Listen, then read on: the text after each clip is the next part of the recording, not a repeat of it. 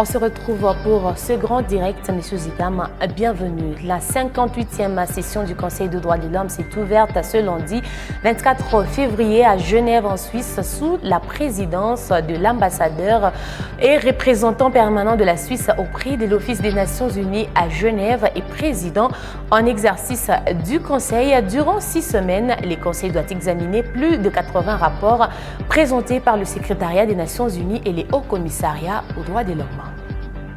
Et puis la formation professionnelle des jeunes préoccupe au plus haut point le chef de l'État et le gouvernement de la République. C'est ce qui justifie la récente visite de travail du ministre des tutelles à la cité de la commune. On en parle dans ce journal.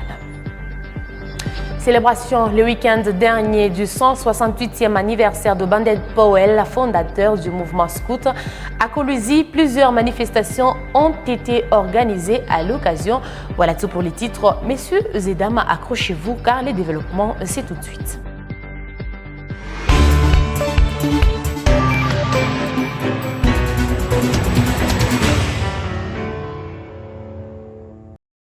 Merci de partout où vous regardez Mikuba Télévision. La 58e session du Conseil des droits de l'homme s'est ouverte ce lundi 24 février à Genève, en Suisse, sous la présidence de l'ambassadeur Jürg Glober, représentant permanent de la Suisse auprès de l'Office des Nations Unies à Genève et président en exercice du Conseil.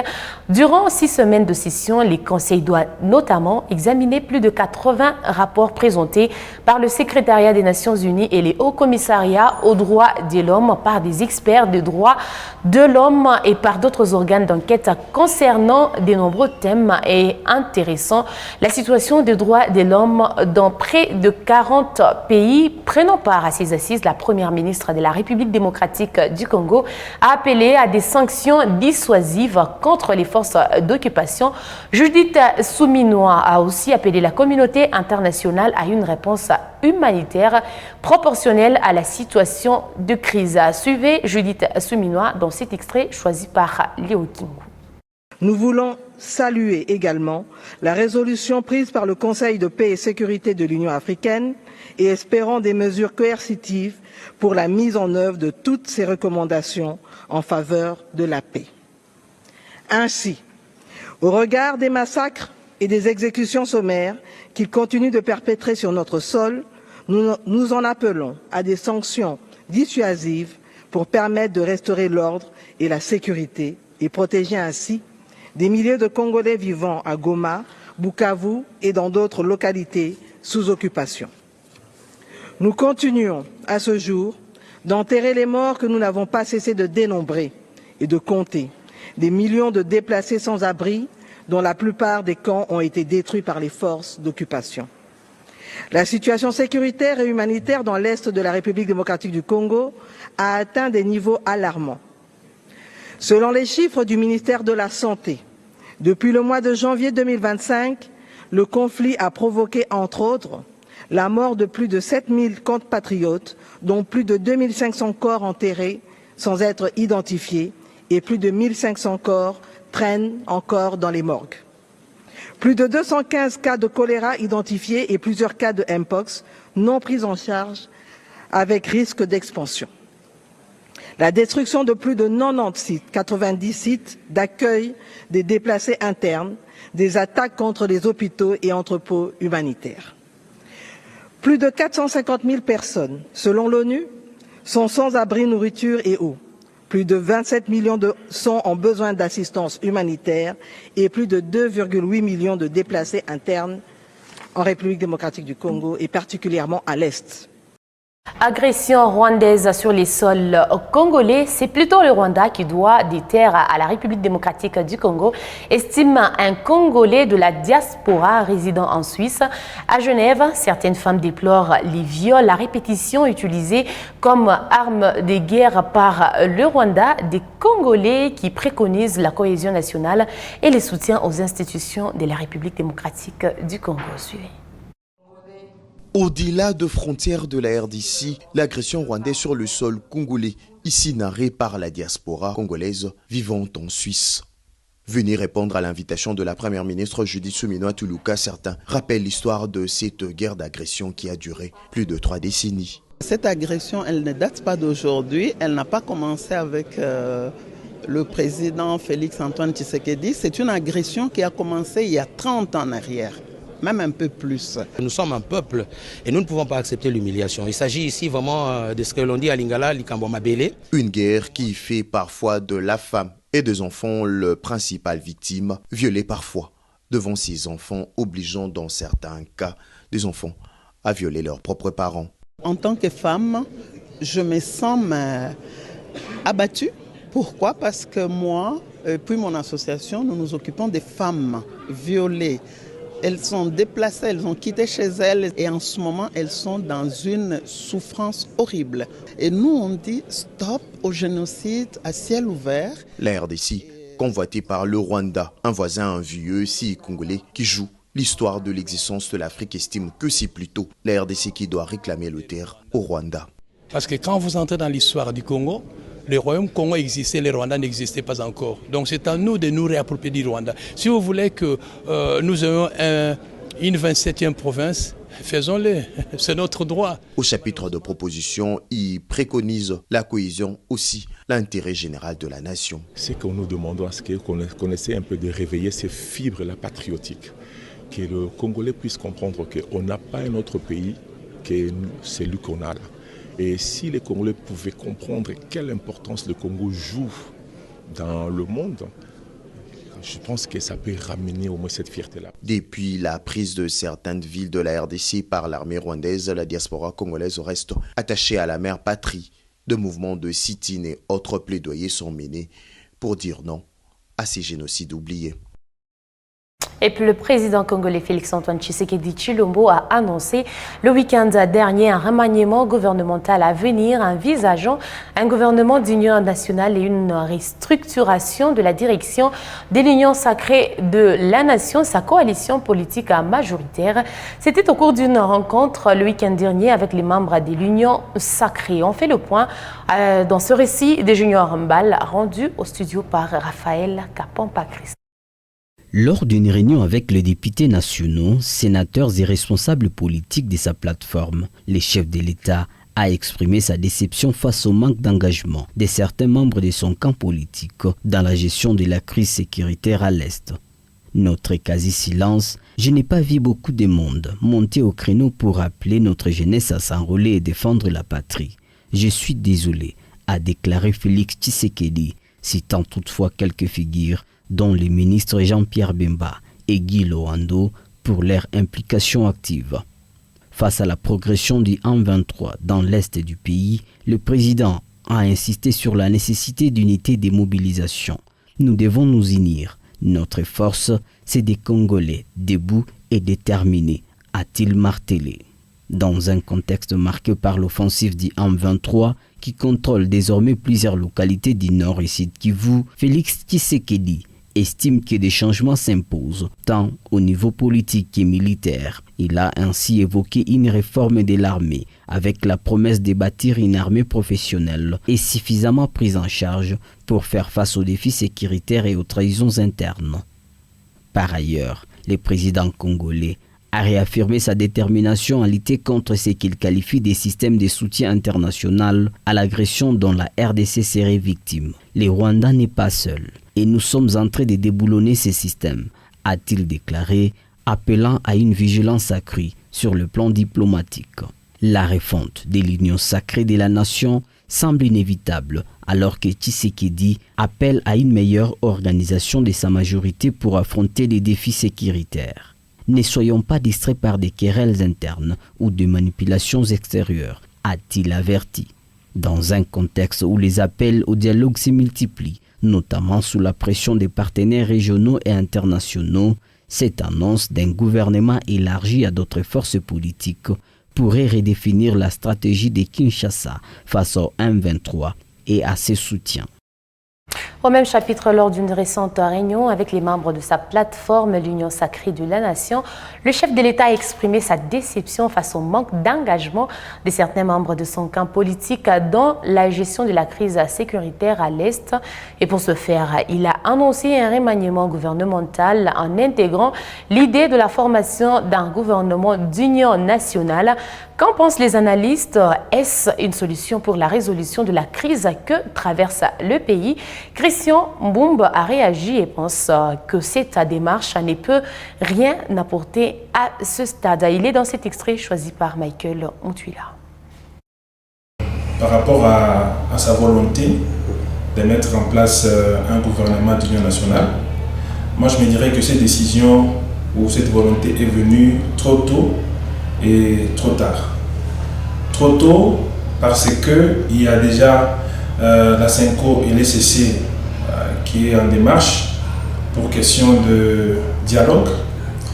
Trop tard parce que c'était une volonté émise par l'opposition depuis très longtemps.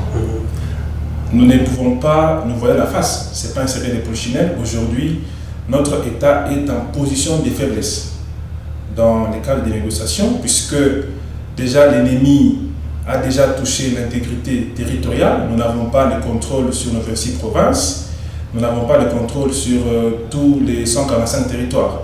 Et donc je pense que cette décision du chef de l'État, elle est la bienvenue, mais elle ne peut pas résoudre les problèmes ou encore les désordres qui règnent dans le pays. Je pense qu'on a lutté avec la diplomatie, mais elle n'a pas donné de bons résultats. Condamner le Rwanda, ce n'est pas la première fois et ça ne sera pas non plus la dernière fois. Je pense qu'on a usé de la diplomatie. Il est maintenant temps pour nous de passer à l'autre étape et qui est bien évidemment la guerre, puisque nous sommes un État souverain et nous devons prendre nos décisions à l'interne et non pas seulement dépendre de la communauté internationale.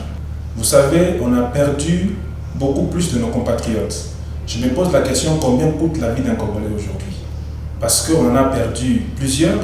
La riposte rigoureuse, on a tellement attendu jusqu'à aujourd'hui. La guerre, la fameuse guerre, on ne sait pas si c'est la guerre, dans quel sens, mais nous sommes toujours en attente. Je pense qu'il ne faudrait pas que nous puissions perdre encore davantage de nos compatriotes. Il est temps que nous puissions passer directement à l'étape de la guerre, en réformant bien évidemment notre armée.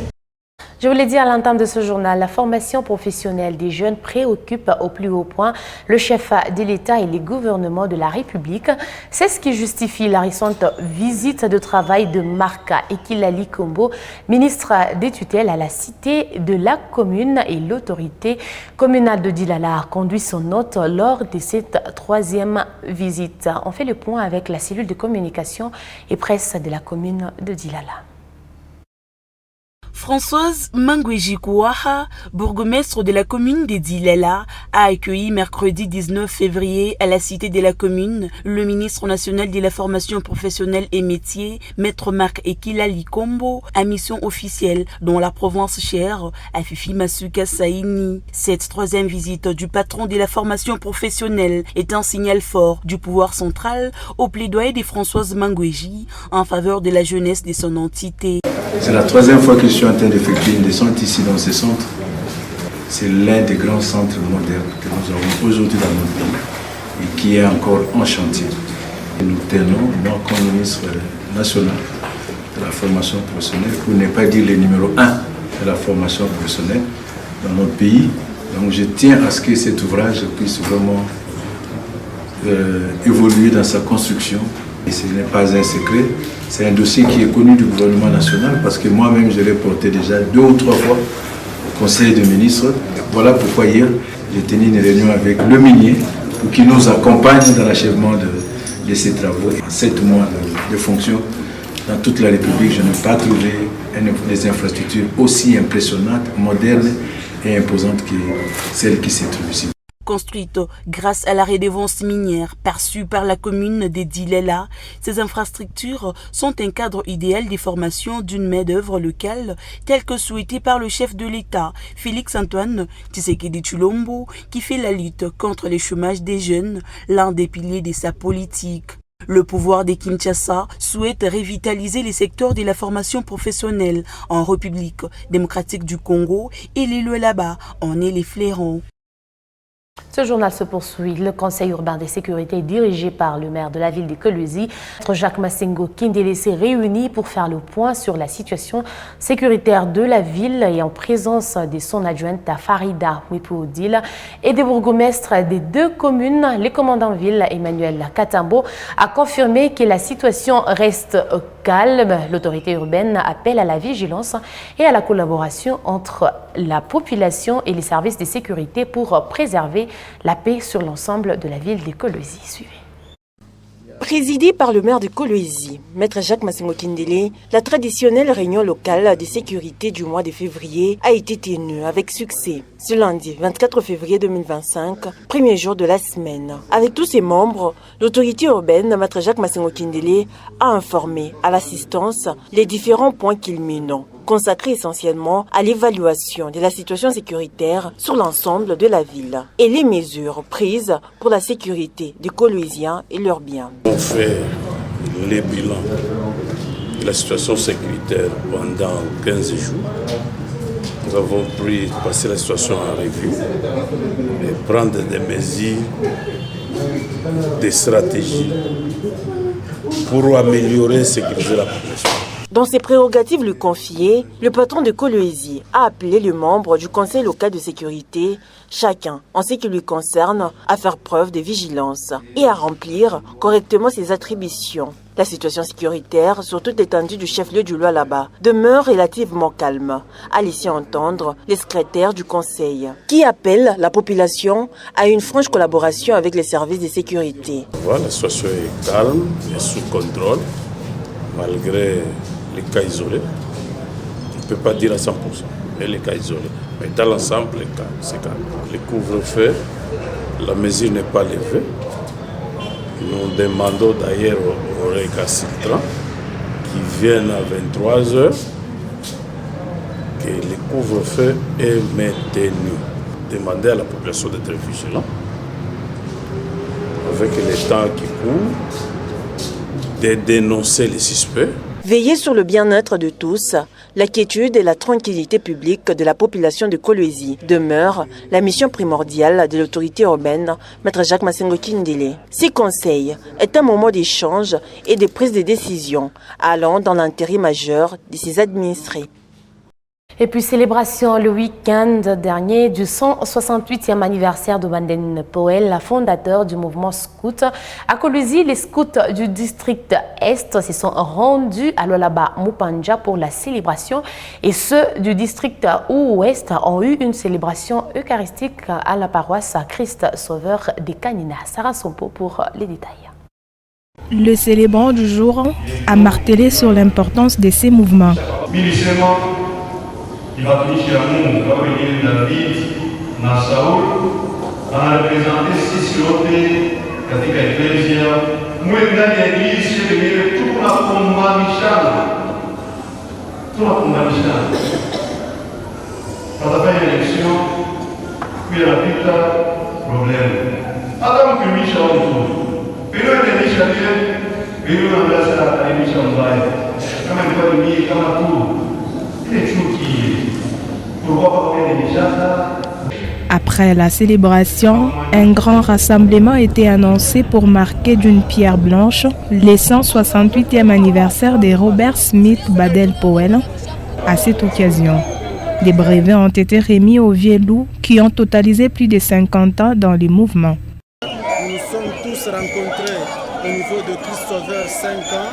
Là, nous avions passé une nuit. Là, il y a eu le feu de joie marquant le 168e anniversaire de la naissance de BP et le 118e année de l'existence du scoutisme. Et aujourd'hui, dimanche, nous avons commencé par la Sainte Messe dans la paroisse Christ Sauveur Kanina. Et après la messe, il y a eu le rassemblement. Il y a eu différentes activités de branches. Et après cela, il y a eu le rassemblement général dans laquelle on a eu à distribuer les différents brevets aux nominés chefs qui ont déjà totalisé 50 ans dans le mouvement scout. Essayer de laisser ce monde un peu meilleur qu'il ne l'était, Quand vous y êtes venu et quand l'heure de la mort approchera, vous pourrez mourir heureux en pensant que vous n'avez pas du tout perdu votre temps et que vous avez fait de votre mieux. Tel est le dernier message de Badel Powell aux scouts du monde entier. Le scoutisme est un mouvement de jeunesse mondiale créé par Robert Badel Powell, un général britannique. Et puis Emmanuel Banzé Katambo, commandant de la police nationale congolaise, ville de Kolwezi, vient de prêcher par un bon exemple en devenant qualifié en droit privé et judiciaire ce samedi 22 février 2025 après une défense au centre de promotion en management et développement. La mention distinction a été attribuée à cet officier de la PNC ville de Kolwezi après son brillant exposé. Les détails avec John Ndahi Limonda. C'est une défense spéciale à l'université centrée sur la promotion du management et développement, CEPROMAD de Kolwezi. L'étudiant Emmanuel Banzé Katambo, colonel de la police nationale congolaise, va défendre son mémoire. Présent à cette défense, le recteur de l'université du CEPROMAD, le professeur Ignace Ngoï Mokanya, va circonscrire le cadre. C'est une session qui est spéciale et accordée à tous les récipiendaires qui n'ont pas pu faire la session ordinaire. Alors l'université ouvre les brèches pour que ces étudiants puissent être permis de présenter leurs travaux. Puis, le récipiendaire, le colonel Emmanuel Banzé Katambo, commandant de la police nationale, va exposer devant le jury de la faculté de droit, option droit privé. Le devoir, celui de remercier les autorités académiques, en l'occurrence le professeur Dr Ignace Ngoï Mokanya, recteur de l'université CEPROMAD de Kolwezi. L'article 45, Code de procédure pénale stipule si le prévenu se trouve en état de détention préventive avec ou sans liberté provisoire au jour où la juridiction de jugement est saisie, le prévenu incarcéré peut demander au tribunal saisi soit la main levée de la détention préventive, soit la mise en liberté provisoire. Le commandant Emmanuel Katambo a poursuivi ses études dans le but de continuer à servir la nation congolaise avec un bagage intellectuel complet. Cet officier de la PNC a répondu aux différentes questions des membres du jury. Après délibération, le verdict sort.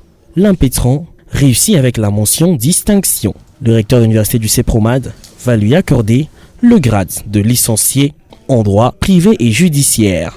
Nous vous remettons ce diplôme à titre de licencié en droit privé et judiciaire et félicitations. Merci. Occasion pour le récipiendaire d'encourager ses pairs à poursuivre également leurs études. La joie est si grande et vous ne pouvez pas y croire.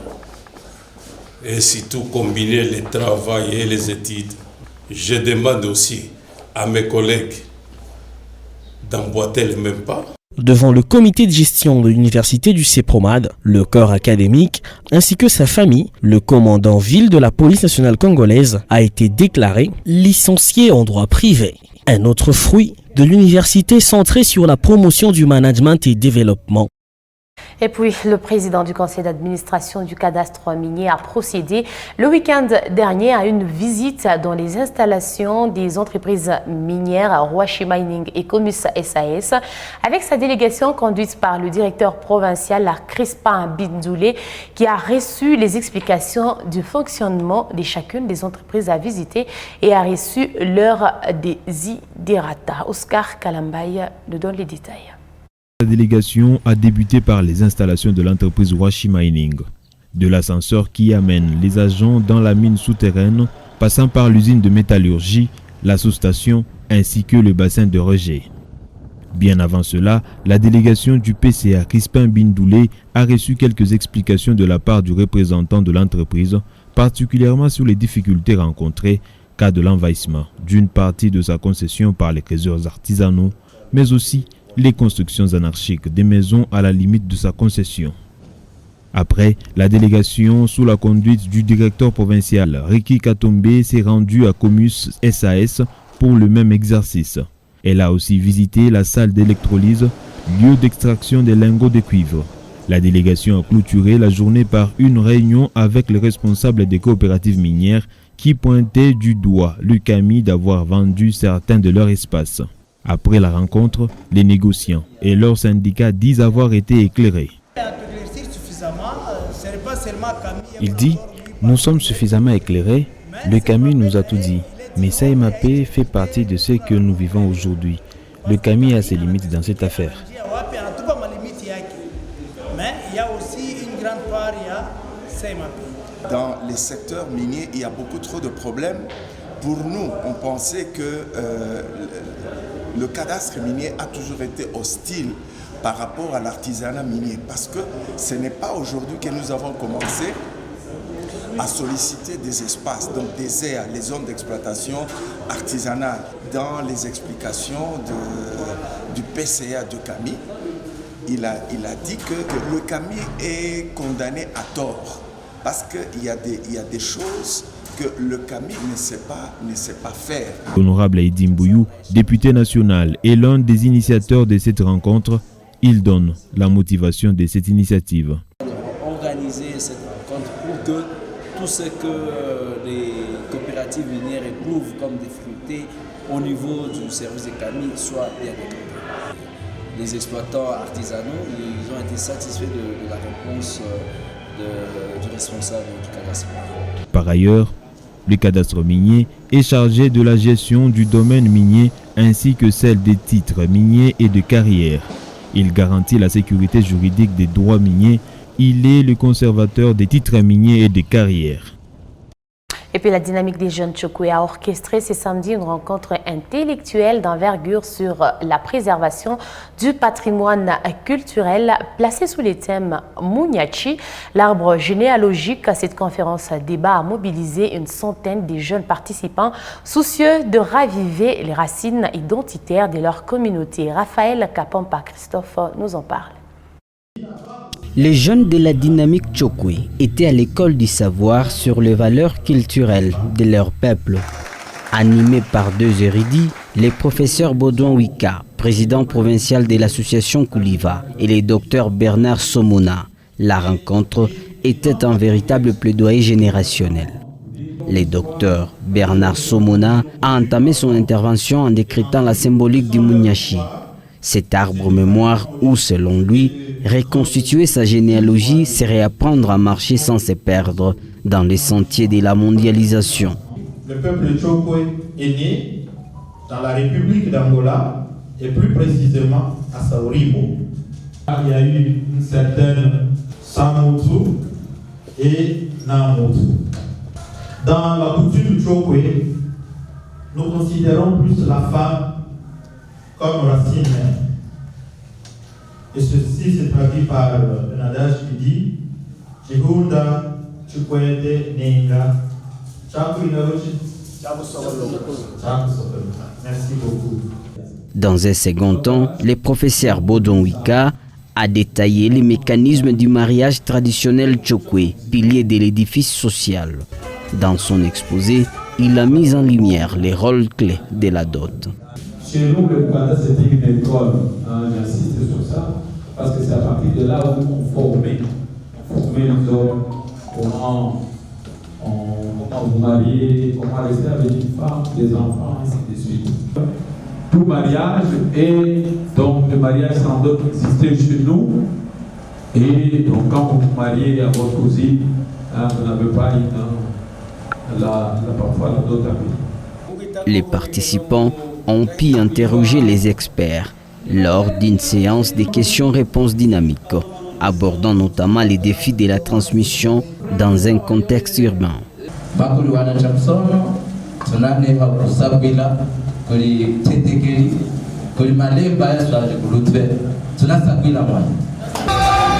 La clôture s'est faite avec des performances de danses initiatiques Tchanda et Mukanda, prouvant que tradition et modernité peuvent dialoguer.